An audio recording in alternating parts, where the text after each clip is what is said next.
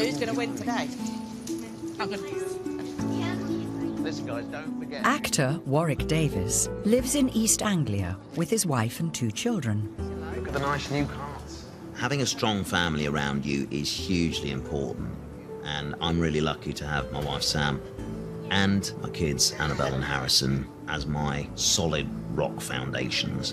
Look at you, it's a little Lego figure. And I strongly believe that, you know, I wouldn't be the person that I am without them. Come on then, who wants to be beaten? Go and have fun. Be careful, guys. Let's go. Drive careful. Warwick owes his big break as an actor at the age of 11 to his grandmother. She heard a radio commercial, and it was basically Lucasfilm, who makes Star Wars, looking for short people to appear in Return of the Jedi. The fact that I was short gave me a lucky break, and I've took advantage of that.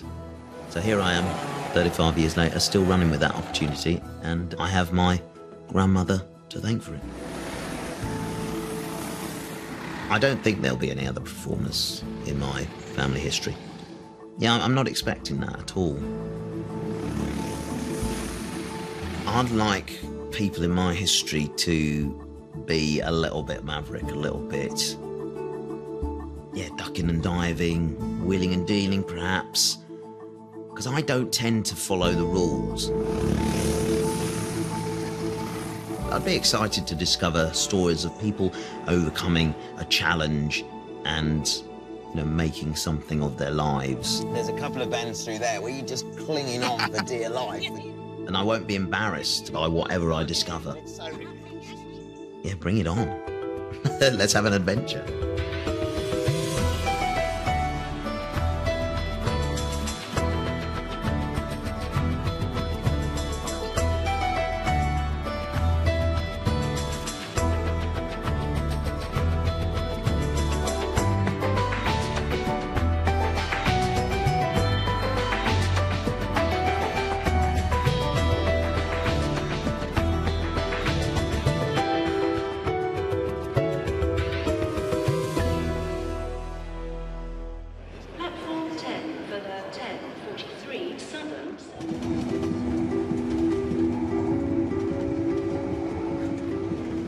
See my mum today. I'm hoping that she might know a little bit about some of the people in our family. Fingers crossed she'll have a nugget of information that'll set me on my way. Warwick's parents separated when he was a teenager. His mum Sue now lives in Sussex. Hello. How are you? Fine, thank you. Lovely to see you. And you. Come in, come in. Thank you. Well, I'm kind of on a bit of a journey at the minute, trying to figure out where I come from, basically. I know you're my mum, but it's all about beyond that, what further back than that. We never really talked about it, did we? No, I know. As a family, I think we should have spoken a lot more about it, but my mother, she never really told me anything. So have you ever done any research into our family history? Well, I have done a little here, which helps you see the line that we go back. There's me and Kim. There's you and Kim coming up to me and Dad. That's a relief. And then we come up here to my parents were, of course, Winifred, which was your nana, and Waller Edward. Great names, Winifred and Waller. Fabulous. We don't have names like that anymore, do we? And that's your great-grandfather, and his name was McGregor. And then, of course, he goes up to your great-great-grandpa. Frederick Durbin. Who was Frederick Durbin. Savage. Wow. And we also found out that McGregor was a postman. And also the great-granddad, Frederick Durbin, he was a postman. Really? I wondered why I had a strange affinity for our postman. I always like to chat to him for some reason. Oh, do you? Oh, there you go. It's in your genes. So, Frederick Durbin is my great-great-grandfather. That's right. I need to find out more about him, I think.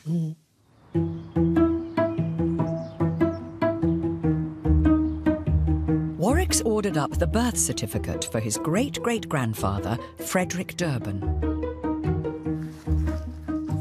Right. This should be the birth certificate of my great-great-grandfather, Frederick Durbin. He was born on July the 19th, 1841. Frederick Durbin King. His father was called Frederick John Durbin, which is a bit confusing because they've both got the same name. So we got Frederick Senior, Frederick Junior. His mum was Sarah King. So it looks like Frederick Junior's mum and dad weren't married because they both got different surnames. So that makes Frederick Durbin King an illegitimate child. But I mean, that's horrible to label, isn't it, really? I mean, it's still their son, whatever happens, so. Don't mind that. To find out more about the family, Warwick is looking up Frederick Senior on the census from 1841. Let's see what we get. So we've got here Fred Durbin, so Frederick Senior, age 35. Another letter carrier in the parish or township of Croydon. The next person listed is... It doesn't match Sarah there. It's another Durbin. Sophia Durbin. Who's that? Ooh. That could have been his wife. So the list continues below. Well, there's loads of kids. Look at them all. It's a huge list here. So he was married and he had a child with Sarah while he was married by the look of it here. Ooh. I don't know what to take away from this other than a lot more questions.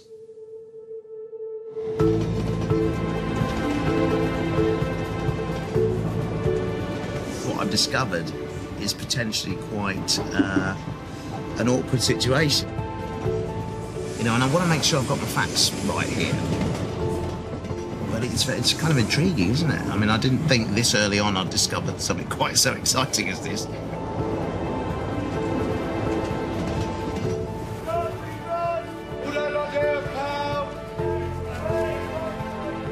Warwick's come to Croydon, where, according to the census, Frederick Senior was living in 1841. He's meeting historian Fern Riddell. Hello. Fern, I'm a bit confused about the family situation. So, can you figure out what's going on? Is it, as it seems, to be a bit naughty? Well, I have some records for you that might shed a bit of light on this. Cool.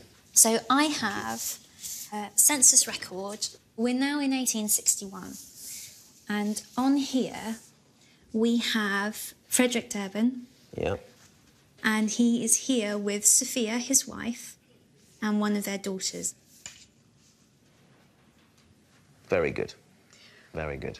But for the same census in 1861, we also have Fred Senior living with another S. Durbin, wife. Well, I never. And the entry below is a very ornate F. That's Frederick Junior. Yeah. Called him, yeah. So this is Sarah, then, perhaps? Yep. In Deptford, this one is. Yep. So he had two houses, or he was registered at two houses according to census of the same year, yes? Mm-hmm. Wow.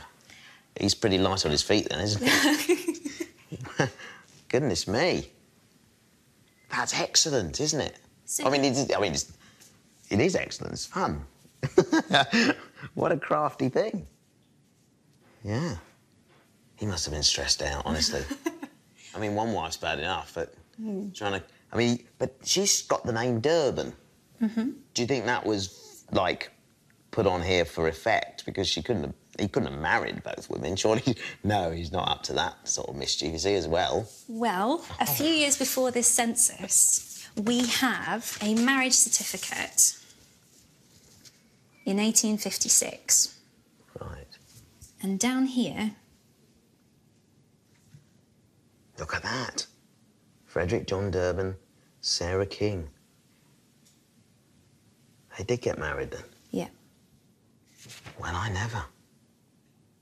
What's the name of that when you do that? Bigamy, isn't it? Yeah. So he's definitely married Sarah while he's still married to Sophia. What was the punishment for that in those days? It's punishable by going to prison. Or a fine. You don't do it, it's against the law. Bigamy is something we do see in the Victorian period. Because divorce wasn't really an option, relationships broke down, and if you wanted to move forward and you fell in love with someone else, you didn't really have a lot of options. You either had to wait for your first partner to die, or you married secretly and bigamously and hoped that no one would find out. See, we don't know from this document whether they had come to some sort of arrangement between themselves. Look, we can't get divorced, love. It's a bit, you know, what it's like in these times. Yeah. I'm going to go live with Sarah, but for census, I'll put it on here and it will be fine. She'll go, yeah, I look good as well. That could have happened, couldn't it? It could have. It's like a farce a little bit, isn't it? You're trying to live these two lives at the same time, and it goes out one door, comes in another. It's fantastic. And the fact that he was a postman, it's just, you couldn't have written this better, I don't think. It's fabulous.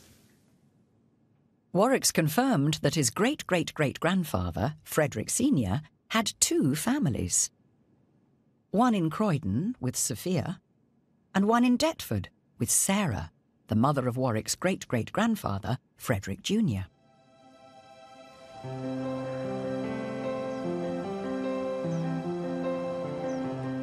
Frederick Sr., he's a bit of a rascal, isn't he, really?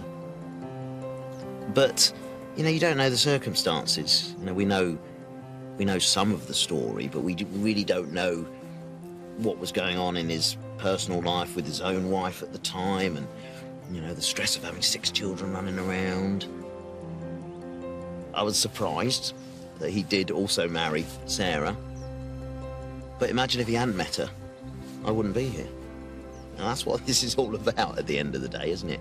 How I became me and am here today, and it's all due to the fact that he one day met Sarah and indeed had a child with her, my great-great-grandfather.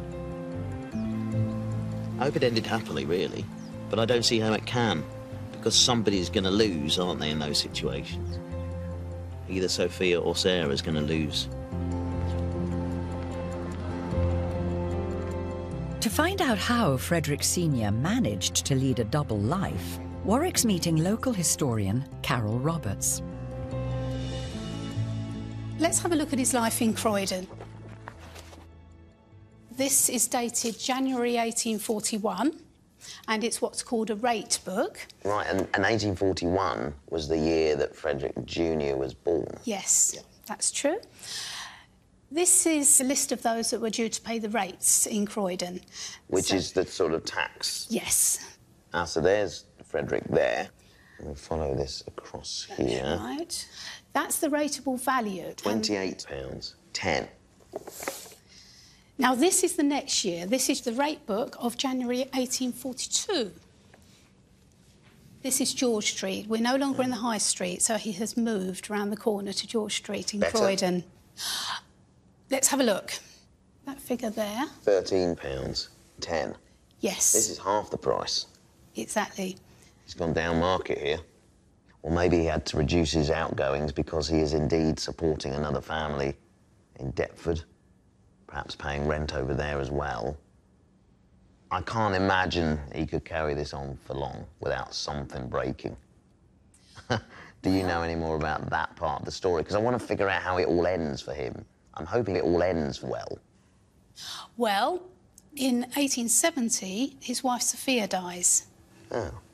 And then 6 months after that, something else happens. So this is a marriage certificate between Frederick John Durbin and Sarah King. Wasn't he already married to her? Haven't I seen that somewhere? That's right. There was a marriage in 1856. I see. So she's...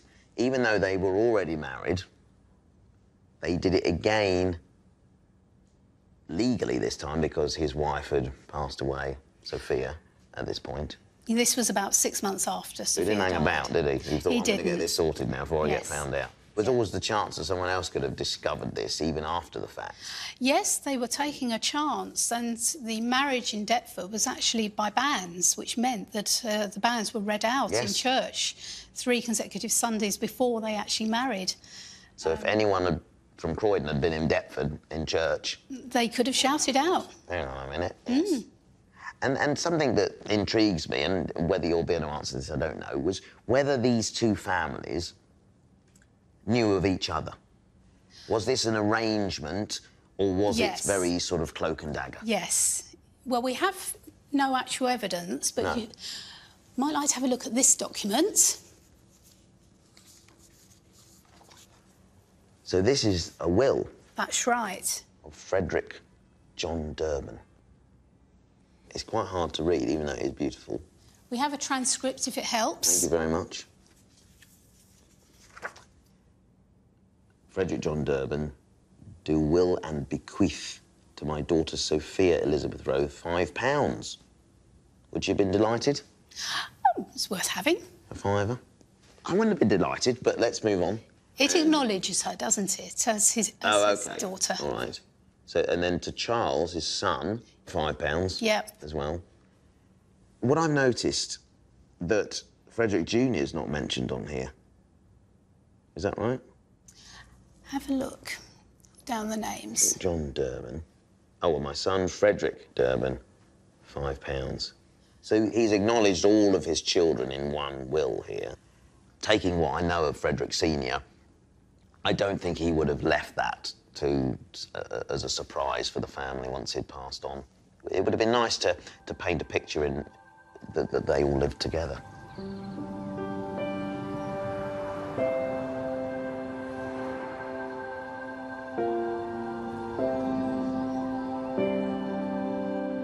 Warwick's come to Queen's Road Cemetery in Croydon to find where Frederick Sr. is buried.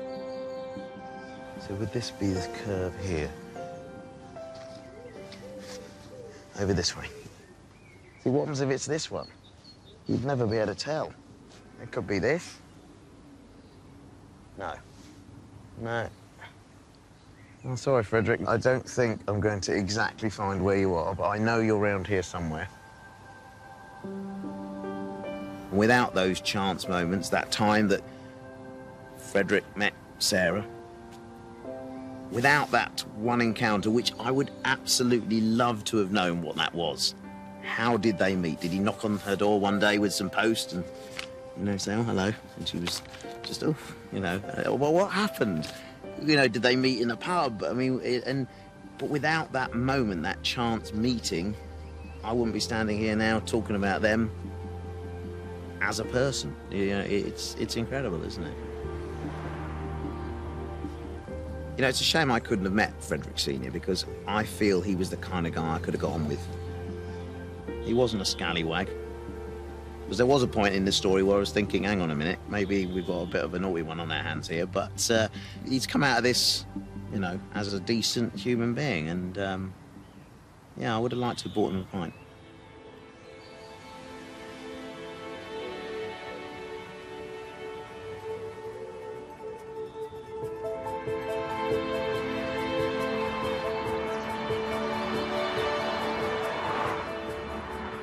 Warwick now wants to find out more about his father Ashley's side of the family. He's on his way to visit him at his home in Herefordshire.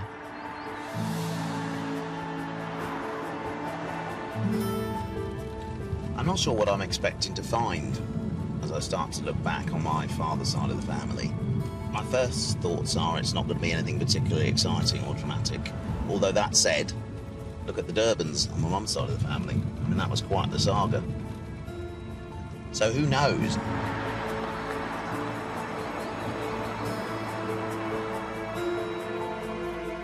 Hello. How are you? Well, how's it going? Here at last, ain't you?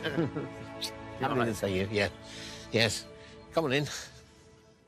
There's not a lot I know about your side of the family beyond Nana and your dad.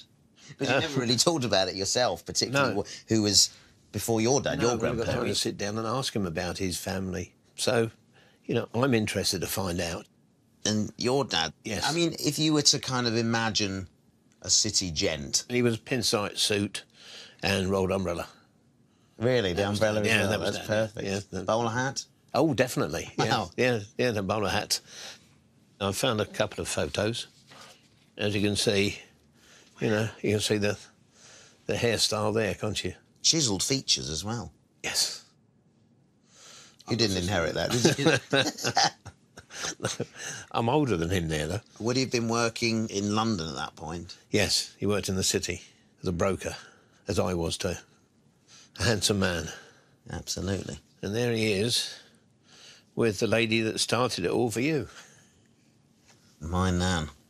Wow, she looks different. I can't even recognise her. Seriously, it looks like a completely different person. Well, how about that picture there? Wow. You see, I can see her in that a little bit more, that picture. Because you can see there's a glint in her eye there, because she used to have quite a sense of humour as well. Yeah. A wicked sense of humour, actually. Yeah. This is a certificate of marriage from my mum and dad. And I can see Nana's first name here. Edith. Edith. Louise. And then Dennis John Manning was a waiter, Nana's father. Yes. Apparently he was an Irish waiter. I knew that there might be some Irish. See, I thought the Davis bit was Irish, but it's not that bit. It's Nana's side, the Manning side. Yes. But do you know any more? No, I know nothing about him because Mum never really mentioned him, never had a conversation about him. Did he go back to Ireland? Did he disappear? I don't know. So I think that's what I've got to do, is try and discover more about Dennis. That will be into the unknown. Great. Warwick wants to get to the bottom of why his grandmother Edith didn't appear to know her father, Dennis John Manning.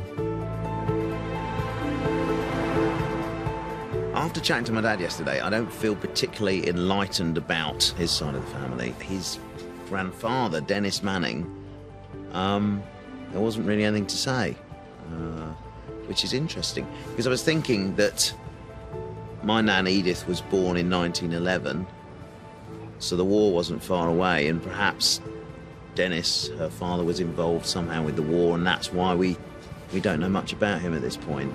But yeah, I'm determined to uncover the mystery of what happened to Dennis. Warwick's meeting genealogist Olivia Robinson. This is the marriage certificate for Dennis and great-grandmother. So there we have Dennis John Manning and Lucy Louise Topping getting married in 1903 in Lambeth. Bachelor and spinster. Just checking that, because on the other side of the family was some shenanigans. Worth checking. Yes. And Lucy was actually living, this address here used to be a pub called the Cock and Bottle. China Walk in Lambeth. Yeah, which is The about Cock and Bottle. 500 yards. Is that rhyming slang for something else? I'm sure you could find something for that. So it's not far from here? Not far at all. I don't know if you can make out Dennis's occupation at the time of his marriage. Let's see. Rank or profession? Licensed victualler manager. Yeah, so he's a manager of a pub, and her address is a pub, so she may well have been living in rooms behind the pub. She could have been the barmaid. She could have been the barmaid, exactly. Ah. What I'll show you next perhaps takes us a little bit further on in his life. So we've got a birth certificate for Dennis John Robert, and his father was Dennis John Manning. So who's that then? I guess if we can call this one Baby Dennis, perhaps. We'll go with Baby Dennis then. OK, when married? 11th of April 1903, and Baby Dennis was born 30th of July 1903. They didn't hang about, did they? Yes. So this is April. Yes, so I know. they married in April. And they got... And it's amazing. It's a very, very quick gestation. So Dennis was unexpected, probably, and thought, we've got to get married to make this proper.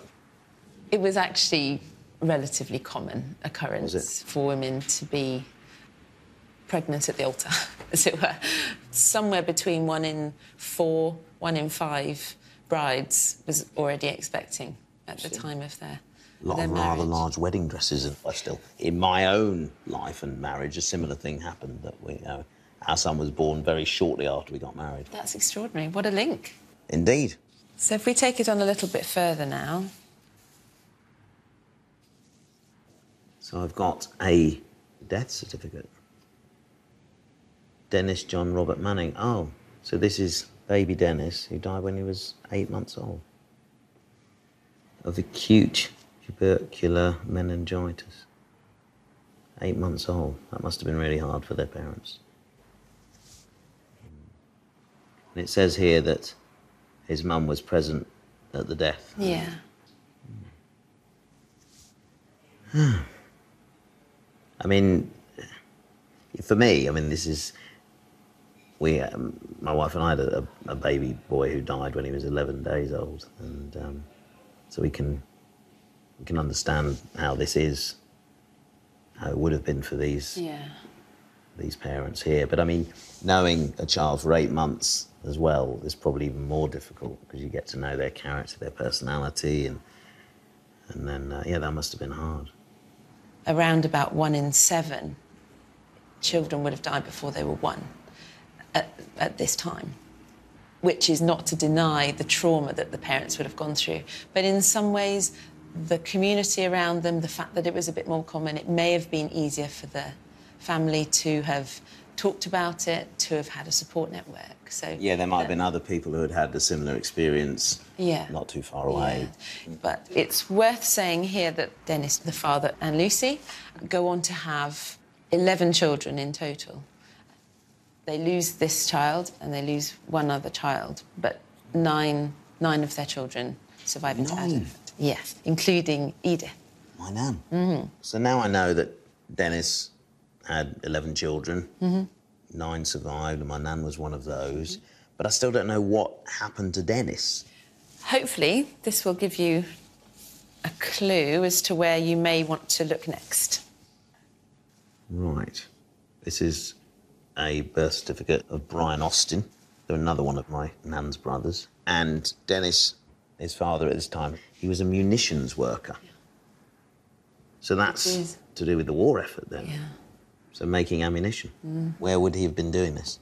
For somebody living in South London, it's most likely that he'd have been involved at Woolwich, at the Woolwich Arsenal. Yeah. Oh, yes, I've heard of that. Yes. I thought it was a football team. Yeah. I guess to find out more, that's where I need to go.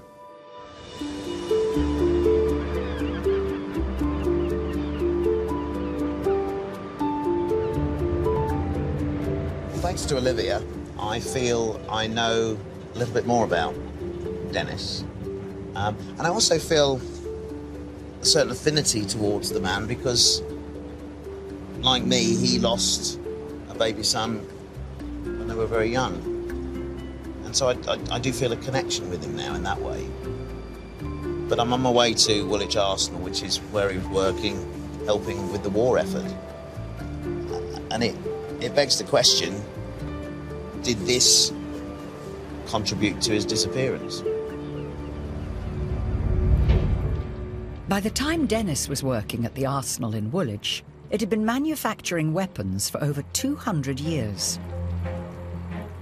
During the First World War, it expanded its operations massively to meet the demand from the Western Front for guns and shells.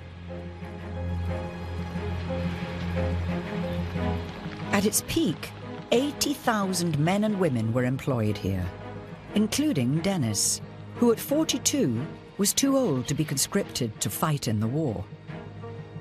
I want to get a sense of what life might have been like working here for someone like Dennis. It was stressful, it was hard work, and in 1915 he would probably be working with cordite or lyddite, which were the explosives they used then. TNT comes along later. They're all quite dangerous. TNT is very poisonous, and these chemicals made you feel ill, they made you giddy and tired. They gave you headaches, particularly cordite. It gave people very severe headaches. My goodness. And we've got an image here of people working with explosives. They've got the basic of protective clothing on here. They've got gloves on, and there's a face mask here as well. But, I mean, there's still exposed skin around their wrists and their face and neck. And it's thought that TNT's absorbed through the skin, whereas cordite poisons you through breathing. But you notice some of them don't have masks. No. It's mainly the chaps. They're not wearing masks at all, are they? Sleeves rolled up. Not only did munition workers like Dennis risk being poisoned, they also faced another constant threat, that the chemicals might explode at any time. On top of these hazardous conditions, they worked long shifts, often with no days off, in the drive to keep Britain's war machine supplied. So I'm imagining my great-grandfather having to come and work here every day, the stress of the long hours and the conditions here, and the danger as well. But what could have happened to him beyond his work here? I mean, the trail is very difficult to follow, and my grandmother, she had very little recollection of him, and my dad knew nothing of him, so he wasn't a figure that featured in their lives. We know that he didn't die here. We know that he died somewhere else, and we've got a copy of his death certificate for you to have a look at. So, this is dated 1918, Dennis John Manning, and the cause of death, general paralysis. Perhaps the way to look further into this is to look at where he died. Croydon Mental Hospital, does that say? Yes, I think it does. Because I'm trying to think, you know, how would you end up in a mental hospital? You know, was there stress involved here? You know, is it to do with working here under the conditions that he was working under? What happened?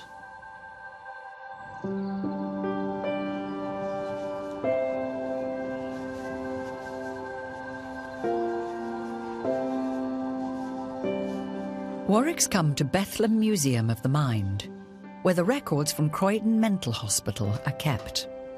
He's meeting psychiatrist Rob Howard. So, Rob, here is my great-grandfather's death certificate, and on here it's documented he died at Croydon Mental Hospital. So what I'm wondering is, did the work he was doing at Woolwich Arsenal, you know, the stress and the difficult conditions there, basically drive him mad? OK. So let's have a look at the records. If we go to the entry... This is an amazing book. Every single patient who came into Croydon Mental Hospital would have had an entry. So here we are. There he is, Dennis John Manning. And... let's look at the date he was admitted, 29th of June, 1917. Facts indicating insanity observed by myself at time of examination. Can hear ventriloquists talking in the ward. Sees imaginary people walking about. Memory defective. Talks incoherently. No idea of time or place. Very resistive at times. Well, you can understand exactly why he was brought to a mental health hospital with those symptoms. But read on, because you can hear something here about what your great-grandmother reported. His wife, Lucy Manning, of 118 Burlington Road, Thornton Heath, says he has been failing mentally for the past 2 years.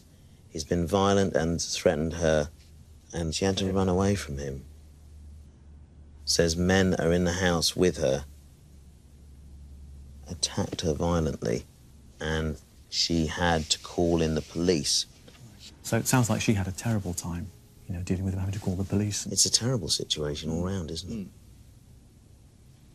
And so bringing him to hospital was obviously, you know, the thing to do. It was a place of safety for him, it was safety for her. But then, this is her husband, let's not forget, somebody she loved, somebody she had children with, and then to have to basically report him mentally ill, and knowing that that would mean he'd be taken away, you know, in spite of the fact that he was violent and threatening, but a difficult decision for her at the same time. But here, she actually gives what she thinks has caused his mental health difficulties. I consider long hours of work and smell arising from such work, which made his head ache. Now, that's interesting. Cordite. Mm-hmm. So it's clear what she thinks has caused the problem. But cordite isn't the cause of general paralysis. That's right. He now admits that he was, for some time, before he was 21, suffering from syphilis, for which he was treated at the Lock Hospital in London. Right. So I know what that is. And that virus, could that then cause other things? So, yeah, so syphilis is a complicated infection. Unfortunately, in a proportion of cases, the germ stays in your body and manifests later. And it results, I'm afraid, in these horrible central nervous system manifestations, as well as affecting the heart and the great blood vessels. So general paralysis, or general paralysis of the insane, as it was fully called, was actually a manifestation of syphilis. So then this concludes that his mental illness and his ultimate death had no connection with the work he was doing at Woolwich Arsenal. I think that's right. But there's something else very interesting in these records that tells us something about his character. Just read from here, Warwick. He thought after that he had better not marry for some time. As a matter of fact, he did not marry till he was 31. So he waited at least 10 years after he'd been infected before he got married, which would have been unusual at that period, but no doubt that was motivated by his not wishing to pass on. He was doing the right thing then, wasn't absolutely, he? Yeah. Absolutely. Well, it's certainly not the reason I thought he was going to be here. I was convinced it was going to be connected to his work at Woolwich Arsenal and the chemicals or the stress that workers were under. And it's interesting that your great-grandmother thought that. But, I mean, it's good to see he was being very responsible about it, you know, I think that's right. I think he comes out well, doesn't he? Really? Yeah, yeah. Well, his reputation does. It didn't end well for him, though, did it? I mean, no. It couldn't have been a more tragic story or ending to the story. I think that's right. It's, you know, what a way to go, honestly.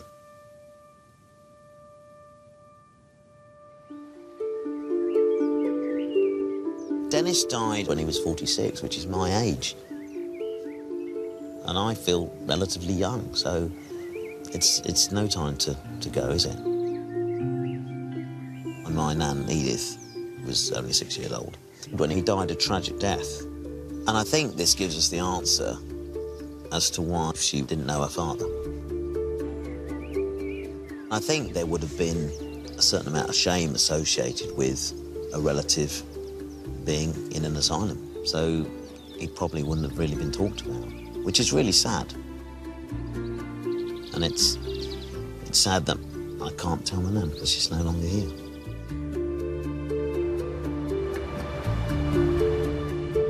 Having solved the mystery of what happened to his grandmother Edith's father, Dennis John Manning, Warwick has one more thing he wants to discover about the Mannings. His father told him that Dennis was Irish. To find out if he really does have any Irish ancestry, Warwick is meeting historian Graham Davis. So, Graham, can the Mannings be traced back to Ireland? Well, we know that your great-great-great-grandparents, Owen and Margaret, lived in 1851 in this little street, Maidstone Street, off the main thoroughfare there, in London, on the fringes of London, actually, as it was then. And we can look at the census of 1851, the same year, to see the family recorded in that house in Maidstone Street. Okay, so I'm seeing Manning here, Yeah. Owen Manning, living at number 22, the head of the household. And he was a labourer. And where born? Ireland. So there is Irish ancestry. Definitely. And if you look at his wife, Margaret... There she is, there's Margaret, wife. And she's from County Longford. It's in Leinster province. So I'm slightly intrigued as to why Owen and Margaret came over to this country. Is this another famine story? Were they... No, no. If you look at the dates, your great-great-great-grandparents must have come across in the 1820s, long before the famine, which starts in 1845 through to 52. So if they were planning a family at this point, they might have thought, actually, let's move now, and then we'll be in a better position to support... Yes. London wages were better, there were more opportunities, and also, not only could they earn more money, there were opportunities for the children, and they could get schooling, which they couldn't do in Ireland. So, with this in mind, how much Irishness is in me now?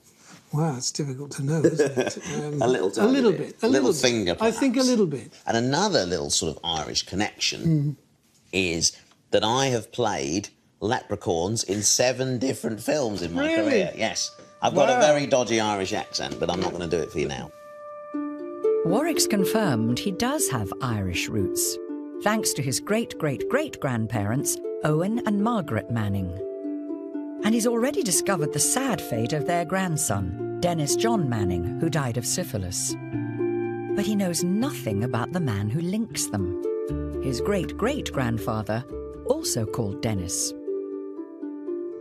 Now, the person I'm most interested in finding out more about is my great-great-grandfather, Dennis here, who at this point was 17, a labourer like his father. Yes. What happened next? Well, we do have the census of 1881, 30 years on, and here you'll find Dennis again. Right, this is Dennis, the head of the household here, who's now 48. He's a musician. Yes. Wow, that's cool. Yes. Musician stands out, doesn't it? It does. Could you make a living being a musician? Well, we do have some information about what he's up to, Dennis. Now, this is from the Northampton Mercury. 12th of June, 1858. Entertainment. Pell's American Opera Troupe gave an entertainment at the Town Hall on Wednesday week. The troupe consists of Messrs. G.W. Pell, the original Bones, D. Manning, that's Dennis, violinist, H.W. Page, solo banjoist, etc., etc., etc. The performance on the violin and banjo were good, so we got a good review there, and elicited applause. The assembly was not large. So not a great crowd, but they applauded But they loudly. did well. Yeah. That's good. Yeah, so we now know Dennis is a violinist. So he was playing with Pell's American Opera Troupe. But there's a banjo involved here as well, so it must have been quite an unusual sort of opera. Perhaps a trip to Northampton. Of course, the Northampton Mercury. Yeah. Absolutely. You know, when I started out on this journey, I was convinced I wasn't going to find any other performers. But, lo and behold, there is one. I'm excited to find out more, actually, and just kind of learn what sort of music he was playing and how accomplished he became.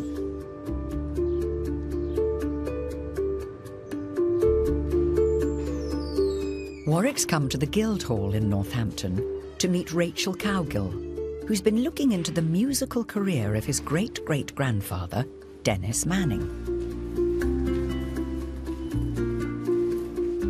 So, Rachel, I have here a review of Pell's American Opera Troupe, of which my great-great-grandfather, Dennis Manning, was a member, in fact, a violinist.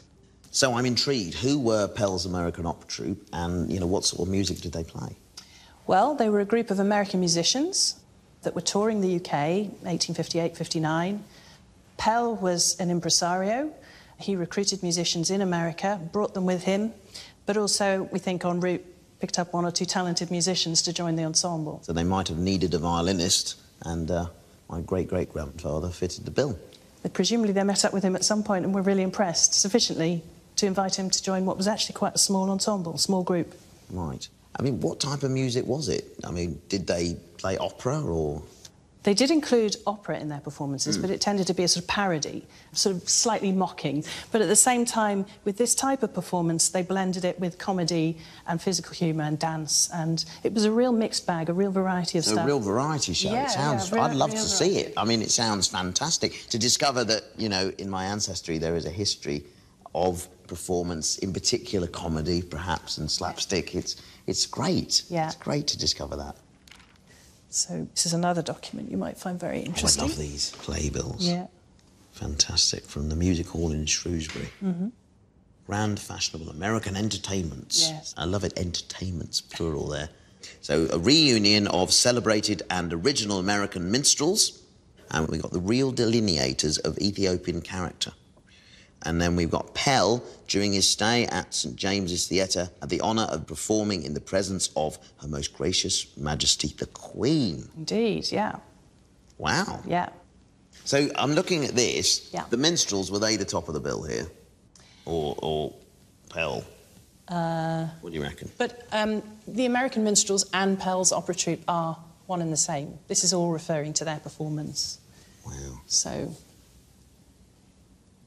Opening chorus, Happy Are We. I'm not going to say that. Yeah. You can't. I mean, obviously this is of a time. Yes, absolutely. With this style of performance, we have a real difficulty from a 21st century perspective looking at the terminology. There's all sorts of instances on here, aren't Yeah. there? Yeah. Minstrel shows originally came from America. Over there, blacked-up performers presented an often bawdy and demeaning parody of African-American songs and manners. The version that developed in Britain was aimed at a more respectable family audience. But the minstrels carried on presenting racial caricatures in their shows. So does this mean that my great-great-grandfather Dennis blacked up at some point? Yes, he did. He would have been part of the ensemble performance. They all blacked up at this point. So that's very difficult for us now. Yeah. I think it's fascinating, the range of materials that you have here. Is there anything of my great-great-grandfather at all? There is. There is. There is an image. It's very fuzzy, but it's something at least. And I'll just show this to you. This is a newspaper article. Again, some of this text is similar to what we've just seen. But right in the middle there, we've got a representation of Pell's American opera troupe. Now, it's not a passport photo, is it? It's not. It's fuzzy, but you can see in the middle there. There's a violinist. There's a violinist. He's right in the middle of that ensemble. He is, isn't he? Yeah, he's right in the middle. Centre And this stage. was at the Athenaeum Lecture Hall, Bury St Edmunds. Positively for 2 nights only. If you miss it... That's it. It's gone. Maybe. It's fabulous, isn't it? What an amazing discovery.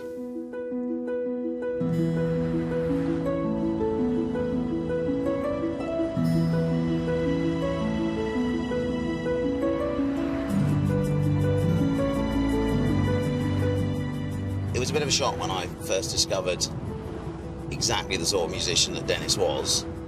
I don't know, I don't really know quite how to feel about it at this point. It's, on one hand, it kind of amuses me, because I'm thinking, well, yeah, I mean, that's what it was back then. But on the other hand, I'm almost slightly horrified by it.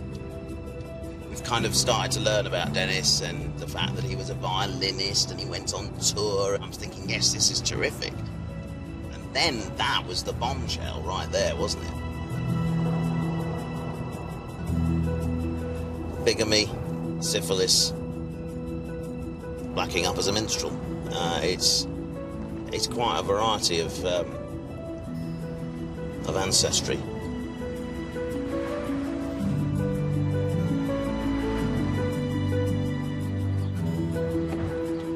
Warwick's come to meet music historian Derek Scott at the Athenaeum in Bury St Edmunds, where Dennis Manning performed with Pell's American Opera Troupe in 1858. Dennis Manning, my great-great-grandfather, he was the son of an Irish labourer. Right? So how does he end up playing music of this type?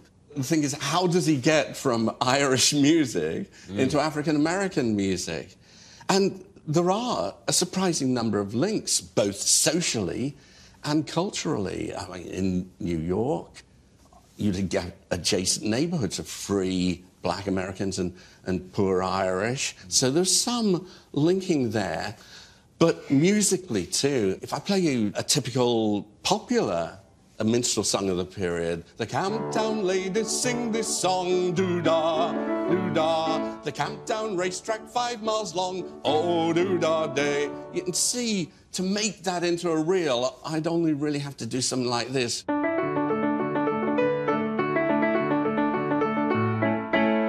That's amazing. And it's suddenly the different style. Yeah, it is. And they're not poles apart at all, are they? No, not really. What makes it African-American is it has a device called call and response. You've got the one bit like that, and then the doo-dah, doo-dah. I don't know how you are on doo-dahs. Do you want to... I'm not bad at a doo-dah. If I do... if you're accomplished with doo-dahs, I'll try the narrative bit. And I'll get ready for a doo-dah. Yeah, right. OK. So, the Camptown ladies sing this song. Doo-dah, doo-dah. The Camptown racetrack 5 miles long. Doo-dah, doo-dah day. I don't know whether I did that right. But that's right. It's a throwing it to and fro. So there's a kind of influence from the African-American side into Irish music and from Irish music into African-American music. Now, we know that Dennis played the violin in a very successful touring group. Is that what he did throughout his career? If I show you something a little later on from the era, right down the bottom there, you'll find comments on what he's doing later. So this is an important notice to concert hall proprietors. Mr. D. Manning, late musical director of Pell's opera troupe. So he was the musical director? Yes, that's right. Sentimental vocalist, guitarist and solo violinist. Yeah, notice that. It's not just violinist now, is it? It isn't. Sentimental vocalist, what does that mean in musical terms? Even in the 50s, minstrels were playing some sentimental songs. One of the great favourites of your great-great-grandfather's troupe was the Hazel Dell. All alone my watch I'm keeping in the Hazel Dell, for my darling Nellie's near me sleeping.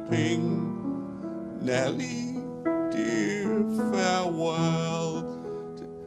Warwick, the lady you've sung, haven't you? I'm sure I've seen you in performance. Not as well as you, sir. Singing. Is there any chance It's lovely. It's very sentimental. I'm trying to divert you away from asking me to sing. Do not ask me to sing. I'm just wondering, to join me in the chorus on this, without the tears rolling down your... I don't know the words. Well, as it happens, by amazing coincidence... Oh, Derek. I have some words. Yeah, OK. So I've just got to join in with this bit here. Yeah, just the chorus. Yes, just the chorus. But you must sing as well. Don't stop. None of that. OK. All right. Shall we try just the All Alone? All Alone, yeah. All alone my watch I'm keeping in the Hazel Dell, for my darling Nellie's near me sleeping. Nellie, dear, farewell. Oh, it's lovely. And that's quite touching to think that my great-great-grandfather, Dennis, would have sung that as well, and now I... That's it, no. But the last document we have has to be the death certificate. I'll let you... I've seen a fair number of these on my travels over the last few days. Yeah. 1890, Dennis Manning died at 52.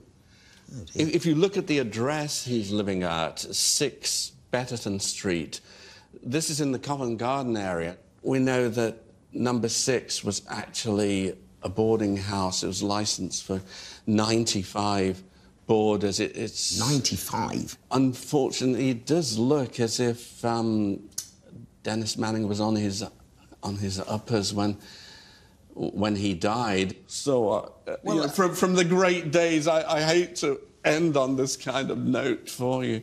Well, the journey was lovely. His story was inspiring and enjoyable, but kind of ended too soon, in a way. And not particularly happily, obviously, for him. You'd think he'd be at the peak of his career. Yes.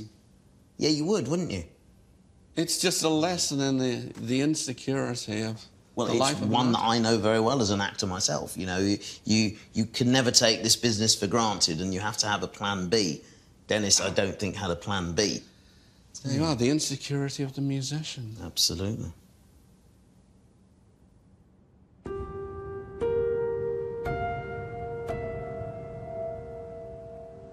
Warwick's come to the ballroom at the Athenaeum, where his great-great-grandfather, Dennis Manning, performed more than 150 years earlier.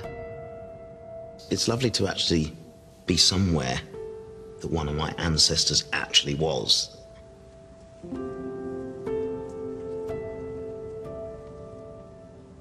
To think that Dennis was in this very room doing what he loved doing, entertaining people. That's a really lovely feeling. And I'm just enjoying being here and kind of soaking the atmosphere up.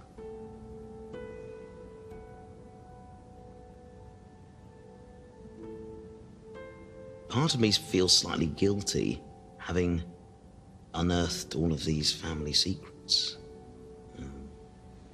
I'm sort of imagining my ancestors looking down, saying, "Who do you think you are?" Unearthing all of our secrets, telling the world.